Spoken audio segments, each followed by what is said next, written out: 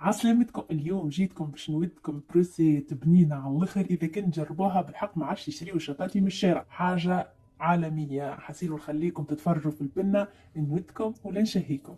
بروسيت متاع الخبز باش نستحقوا رطل فارينة، 300 جرام سميد ارتب، شوية ملح، ساشي خميرة متاع خبز، حطيت لنا مغرفة كبيرة سكر. وباش نخلطوا هذوما مع بعضهم، ومن بعد باش نزيدوا شطر كاس زيت، تقريبا يجيو 6 مغارف كبار. ومن بعد نزيدوا ماء دافي بشويه بشويه حتى اللي تتلم العجينه، ونعجنوها بالكدا ونخليوها تخمر في بلاصه. من بعد ما ترتاح العجينه نتاعنا نديكازيوها ونقسموها كعبرات صغار، ومن بعد ناخذوا بالكعبوره ونحلوها على كبر اللي حاجتنا بيه. ما يلزمناش نحلوهم كبار برشا وما همش جويدين، ونحلوهم ونحطوهم على منديله تكون نظيفه. ومن بعد كيفاش نبداو نطيبوا فيهم، ناخذوا اول كعبه حليناها الاولى هي اللي نبداو نطيبوها في مقلاة تكون سخونة على النار، تكون متوسطة من جهتين.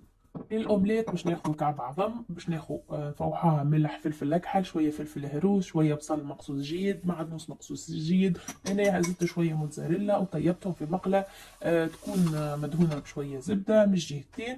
حطيت شوية هريسة، حطيت فرماج هذاك المكعبات، حطيت شوية سلطة مشوية، الأومليت، فرماج موتزاريلا، زيتون، تون، حسيلو لكم الاختيار، تنجموا تحطوا اللي تحبوا نتوما. ومن بعد حطيتها شويه في الماكينه نتاع البانيني باش يذوب الفرماج، وصحه وبالشفاء.